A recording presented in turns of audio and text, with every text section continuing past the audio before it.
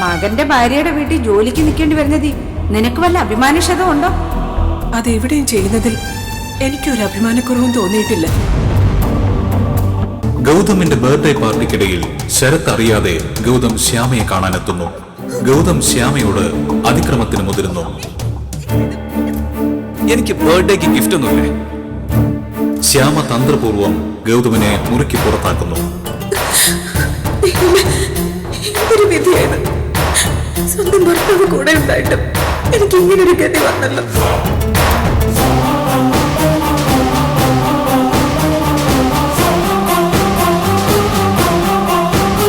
തമ്പി ശ്യാമയുടെ രക്ഷയ്ക്കെത്തുന്നു.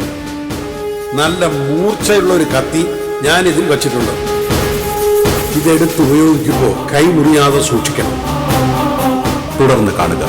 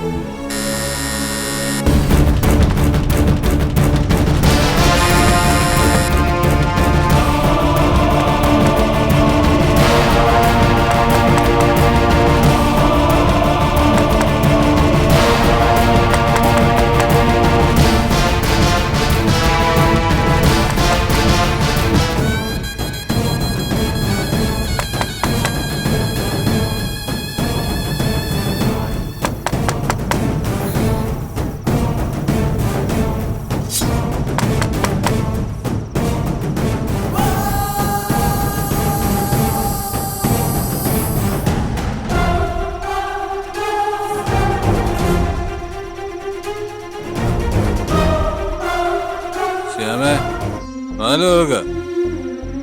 ശ്യാമേ,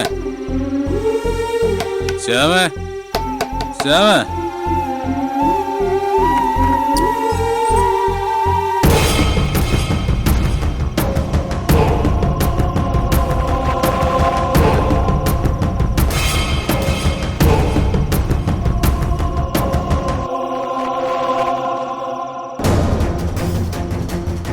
വാതിൽ നോക്ക് ശ്യാമേ. എന്തിനാ ഈ കോലത്തിൽ ഇങ്ങോട്ട് വന്നത്? അവിടെ തന്നെ കിടന്നാ പോരായിരുന്നു.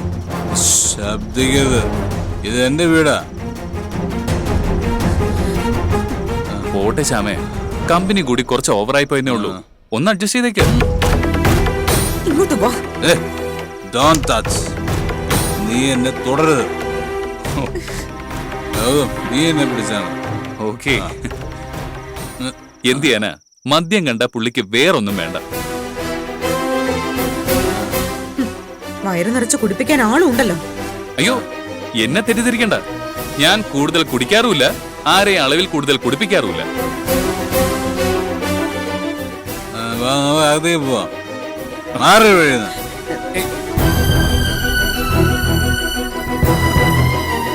പതുക്കെ.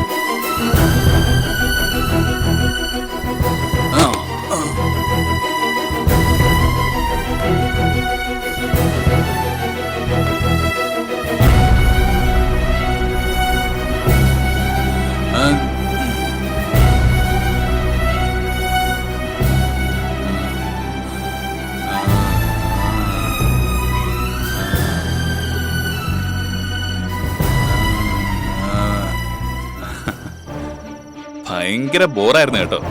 പാട്ടും കൂത്തും തീറ്റയും കുടിയും. ഫോട്ടോസ് ഒന്ന് കാണണോ?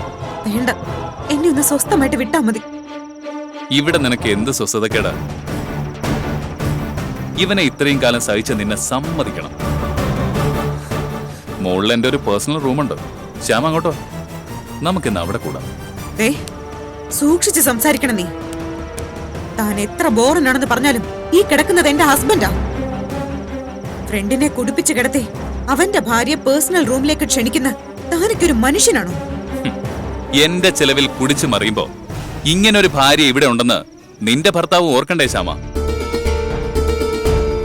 ശ്യാമ ഇവിടെ തനിച്ചാണെന്നും ഓവർ ആക്കണ്ടെന്നും ഞാൻ പറഞ്ഞപ്പോ ഇവൻ പറഞ്ഞെന്താണെന്നറിയോ? ഗൗതമുണ്ടല്ലോ ഇവിടെ, പിന്നെ ഞാൻ എന്ത് പേടിക്കാനെന്ന്. അതിനർത്ഥം തനിക്ക് എന്നെ എന്തും ചെയ്യാവുന്നാണോ? ശരത്തിനെ നിന്നെ മനസ്സിലാവാതെ ഉള്ളൂ. എന്നാലേ ശ്യാമയ്ക്കറിയാം നീ ആരാണെന്ന്. നീ ഒന്നോർത്തോ, നിന്റെ മോഹം ശ്യാമയുടെ ജീവനുള്ള ദേഹത്ത് നടക്കില്ല. കൊല്ലേണ്ടി വരും നിനക്കെന്നെ. ഓ, അത്ര വലിയ പതിവ്രതയാണോ നീ? മോളെ ശ്യാമേ, നിന്നെ നിന്റെ സമ്മതമില്ലാതെ കീഴ്പ്പെടുത്താനായിരുന്നെങ്കിൽ അതെനിക്ക് ആദ്യ ദിവസം തന്നെ ആകായിരുന്നല്ലോ. ബോധമില്ലാതെ 6-7 മണിക്കൂർ നീ എന്റെ കൂടെയായിരുന്നു, അതും ഇവിടെ വേറൊരു മനുഷ്യജീവി പോലും ഇല്ലാതെ.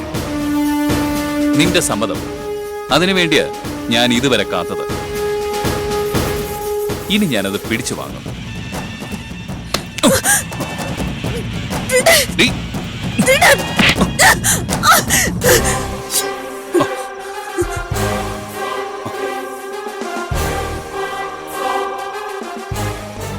മര്യാദയ്ക്ക് ഇറങ്ങിപ്പോയ്ക്കോ, ഇല്ലെങ്കിൽ ആരെങ്കിലും ഒരാളെ ഇവിടെ കാണും.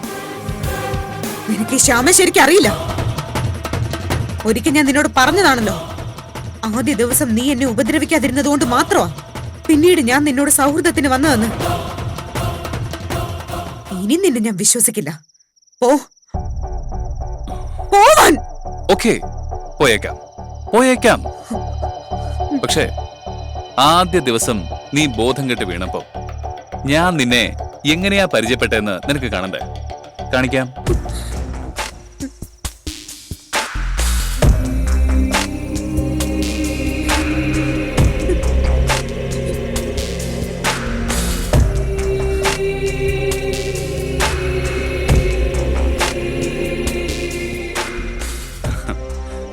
ഇത് ഞാൻ ഷൂട്ട് ചെയ്യുന്നല്ലോ കേട്ടോ.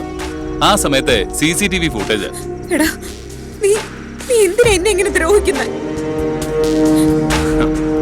എന്തിനാ ഞങ്ങളുടെ ജീവിതം ഇങ്ങനെ തകർക്കുന്നെ? നിനക്ക് വേണ്ടി.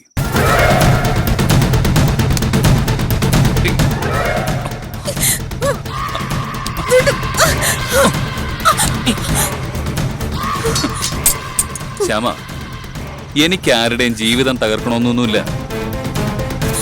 നീ സഹീർ, ഇന്നത്തോടെ നമുക്ക് പിരിയാം. ഏയ്,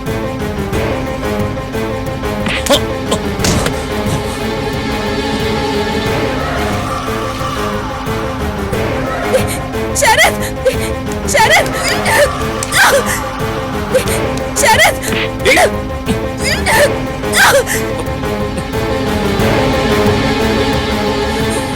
ശരത്, ശരത്, എഴുന്നേക്ക് ശരത്, ശരത്, വിട്, വിട്,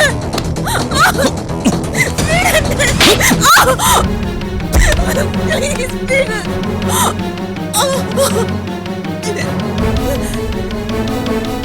ശരത്, ശരത്, ശരത്, എഴുന്നേക്ക് ശരത്, എന്നെ രക്ഷിക്ക് ശരത്, പ്ലീസ്, പ്ലീസ് ശരത്, ശരത്, ശരത്. ഏയ് ശ്യാമ, വേണ്ട, ശ്യാമ, വെറുതെ ഒച്ച ഉണ്ടാക്കണ്ട. പറയുന്ന കേക്ക്. ഏയ്, പറയുന്ന അനുസരിക്കാൻ. ശ്യാമ, പ്ലീസ്.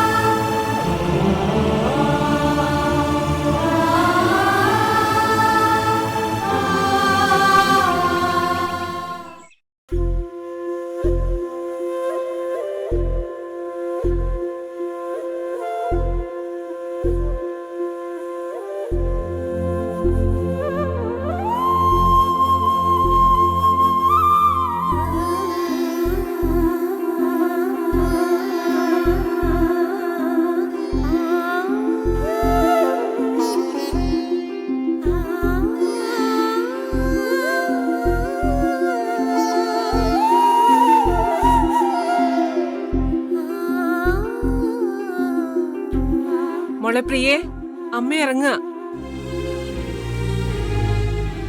അമ്മേ, ഈ ചായ കുടിച്ചിട്ട് പോ. എടി സമയമില്ല. ഒരു വീട്ടിൽ ആദ്യമായിട്ട് ജോലിക്ക് ചെല്ലുമ്പോ ഇത്തിരി നേരത്തെ ചെല്ലണ്ട. അതൊന്നും കുഴപ്പമില്ല. അമ്മ ഈ ചായ കുടിച്ചേ. ആദ്യത്തെ ദിവസം നേരത്തെ ചെന്നാലേ പിന്നെ എല്ലാ ദിവസവും ആ സമയത്ത് ചെല്ലാൻ പറയും. അങ്ങനെയൊന്നുമില്ല. നമ്മൾ എങ്ങനെ ജോലി ചെയ്യുന്നു എന്നുള്ളത് പോലെ ഇരിക്കും. അപ്പൊ പിന്നെ കുറച്ച് താമസിച്ചെന്നാലും കുഴപ്പമില്ല. ജോലി ചെയ്താ പോരെ? നേരത്തെ പോയാ നേരത്തെ ജോലി തീർത്ത് വരാടി. നീ ഇവിടെ തനിച്ചല്ലേ? അതാ കഷ്ടം. ഞാനും വല്ല ജോലിക്ക് ശ്രമിച്ചാലോ അമ്മേ? നീ PSC ഒക്കെ എഴുതുന്നുണ്ടല്ലോ, എന്തെങ്കിലും കിട്ടുമായിരിക്കും. ഞാൻ അതല്ല പറഞ്ഞേ. PSC വിളിക്കുന്നത് വരെ വല്ല തുണിക്കടയിലോ സൂപ്പർ മാർക്കറ്റിലോ മറ്റോ. മിണ്ടാതിരുന്നു. ഇപ്പൊ അതിന്റെ ഒന്നും ആവശ്യമില്ല. നമ്മൾ രണ്ടാളും പോയാ വീട്ടിലെ കാര്യങ്ങൾ ആര് നോക്കും? ഈ മാസം ഒന്ന് കഴിയട്ടെ. വരുമാനം നോക്കിയിട്ട് നീ വല്ല കമ്പ്യൂട്ടർ കോഴ്സിനും ചേർന്ന് പഠിച്ചു. ഇപ്പൊ അതൊക്കെയല്ലേ വേണ്ടത്. എങ്കിൽ കുഴപ്പമില്ല. ആ അമ്മേ, അമ്മ ജോലിക്ക് പോകുന്ന വീടിന്റെ അഡ്രസ് ഒന്ന് പറഞ്ഞേ. എന്തെങ്കിലും അത്യാവശ്യം വന്നാ എനിക്ക് വരേണ്ടതല്ലേ? അതെന്തിനാ നീ അങ്ങോട്ട് വരുന്നേ? നിന്റെ കയ്യിൽ ഫോണില്ലേ? എന്താവശ്യം ഉണ്ടെങ്കിലും അതിൽ വിളിച്ചാ മതി. എന്നാലും അമ്മ ജോലി ചെയ്യുന്ന എവിടാന്ന് ഞാൻ അറിഞ്ഞിരിക്കുന്നത് നല്ലതല്ലേ അമ്മേ? വേണ്ട, എന്റെ അഡ്രസ് ഇതാ. ഇതറിഞ്ഞാ മതി നീ. വീട്ടിൽ ഒറ്റയ്ക്കാണെന്നുള്ള ഓർമ്മ വേണം. ശ്രദ്ധയില്ലാതെ വാതിലൊന്നും തുറന്നിട്ടേക്കരുത്.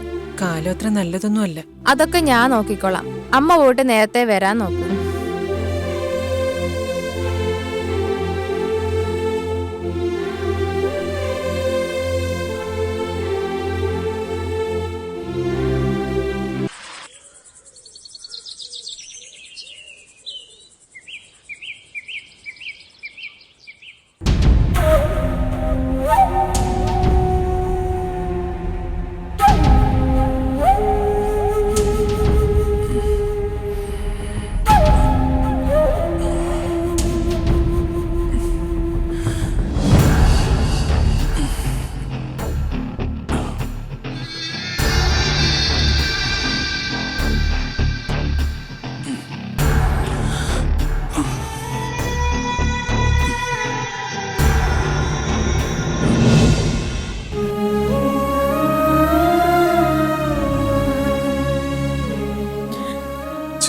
ഇന്നലെ ഒരുപാട് ഓവറായിപ്പോയി.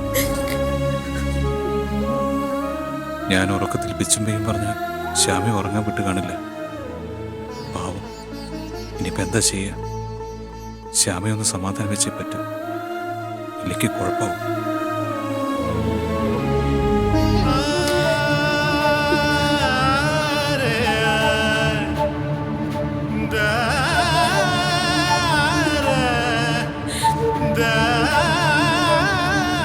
ശ്യാമ, സോറി, ഇത് ലാസ്റ്റാ.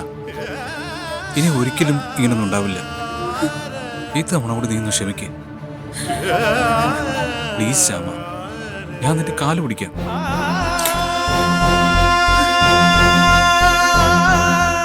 ശ്യാമ, ഒന്നും മനഃപൂർവ്വമായിരുന്നില്ല. അവിടെ ചെന്നപ്പോ അവരെല്ലാരും കൂടെ എന്നെ ഓവറായിട്ട് സൽക്കരിച്ചതാ. തെറ്റുപറ്റിപ്പോയി ശ്യാമ. കൺട്രോൾ ചെയ്യേണ്ടതായിരുന്നു ഞാൻ. ഇനി എനിക്ക് ഇങ്ങനൊരു അബദ്ധം പറ്റില്ല, ഉറപ്പ്. എന്നെ വിശ്വസിക്കുക ശ്യാമ, പ്ലീസ്. നമ്മളിന്ന് നീലക്കുറിഞ്ഞ് കണ്ട് തിരിച്ചു പോവില്ലേ? വീട്ടിലെത്തിയാൽ ഞാൻ എന്താണെന്ന് നിനക്കറിയാലോ. എന്നെങ്കിലും ഞാൻ വീട്ടിലിങ്ങനെ ഓവറായിട്ട് മദ്യപിച്ച് നീ കണ്ടിട്ടുണ്ടോ? ഇല്ല, ഒരിക്കലും ഉണ്ടായിട്ടില്ല, ഇനി ഉണ്ടാവുകയില്ല. നിന്റെ വിഷമം എനിക്ക് മനസ്സിലാവുന്നുണ്ട് ശ്യാമ. ഇന്നലെ രാത്രി നീ ആഹാരം കഴിച്ചോന്ന് പോലും ഞാൻ അന്വേഷിച്ചില്ല. ഇവിടെ വന്ന ശേഷം നിനക്ക് ഞാൻ ഒരു പരിഗണനയും തന്നില്ല.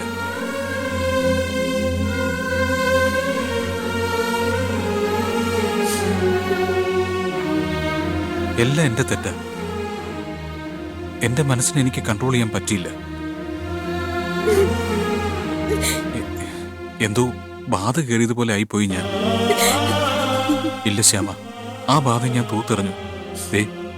ഇപ്പോ ശരത്ത് പഴയ ശരത്താ.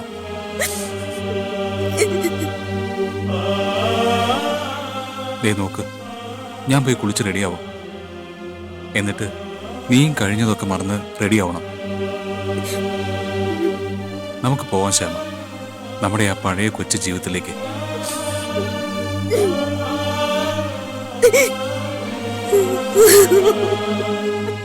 കരഞ്ഞു, സങ്കടം തീരും വരെ കരഞ്ഞു. അതിനുശേഷം നീ എന്റെ നേരെ ഒന്ന് പൊട്ടിത്തെറിക്കണം. വേണമെങ്കിൽ നീ എന്നെ തല്ലിക്കോ. എന്നിട്ട് സങ്കടവും ദേഷ്യവും ഒക്കെ തീർന്നിട്ട് നീ എന്നോട് ക്ഷമിച്ചാൽ മതി.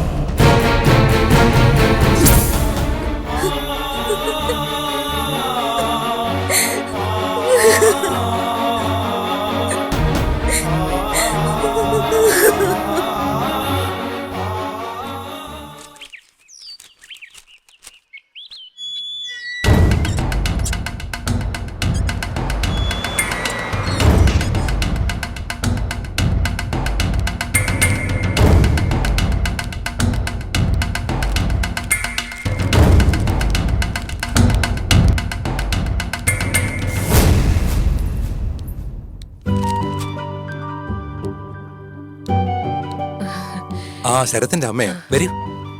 രാവിലെ ബസ് കിട്ടാൻ താമസിച്ചു, അതാ കുറച്ച് വൈകിയത്. അതിനെന്താ, ജാനകിയെ ഞങ്ങളുടെ കുടുംബത്തിലെ അംഗമായേ ഞങ്ങൾ കാണുന്നുള്ളൂ. ആ ജാനകി കയറി വരൂ. നിക്കവിടെ.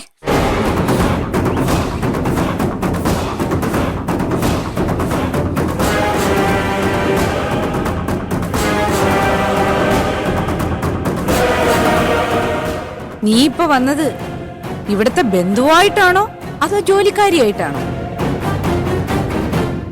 എന്തൊരു ചോദ്യമാ സുനന്ദ ഇത്? ജാനകി ഇങ്ങോട്ട് വിളിച്ചപ്പോ എന്താ നമ്മൾ തീരുമാനിച്ചത്? ജാനകി ഇങ്ങോട്ട് വിളിക്കാൻ തീരുമാനിച്ചത് നമ്മളല്ലല്ലോ, ഞാനല്ലേ. ജാനകിയോട് ഇക്കാര്യം സംസാരിച്ചത് ഞാൻ തന്നെയാ, അല്ലേ? അതെ. ആ, അപ്പൊ ഈ കാര്യത്തിൽ ഇനി നിങ്ങൾ ഇടപെടണ്ട. കേട്ടോ ജാനകി, ഞാൻ നേരെ വാ നേരെ പോന്നുള്ള ടൈപ്പാ. അല്ല, നിനക്കും അത് അറിയാവുന്നതാണല്ലോ. പിന്നെ ബന്ധുക്കളെ ഞാൻ ബന്ധുക്കളായിട്ട് കാണും, ജോലിക്കാരിയെ ജോലിക്കാരിയായിട്ടും. എന്ന് വെച്ചാൽ ജോലിക്കാരി വേറെ, ബന്ധുക്കള് വേറെ. അതാ ഞാൻ നിന്നോട് ചോദിച്ചേ, നീ ഇപ്പൊ ആരായിട്ടാ വന്നിരിക്കുന്നേന്ന്.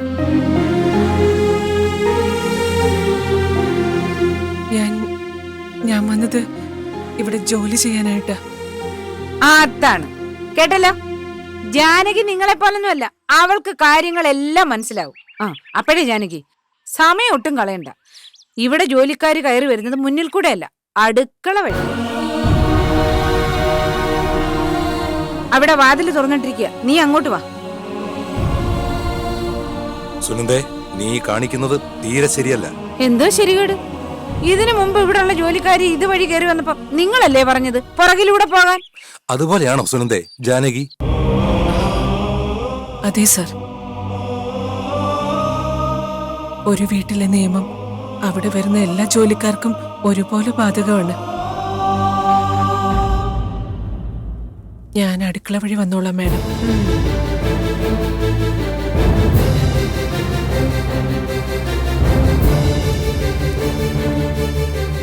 കണ്ടോ, ഇവളാണ് ശരിയായ വീട്ടുജോലിക്കാരി.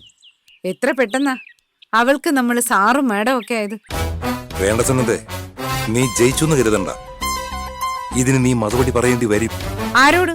ദൈവത്തിനോടോ? അല്ല, നിന്റെ മകൾ ശ്യാമയോട്. അവള് സഹിക്കില്ല. നീ നോക്കിയോ.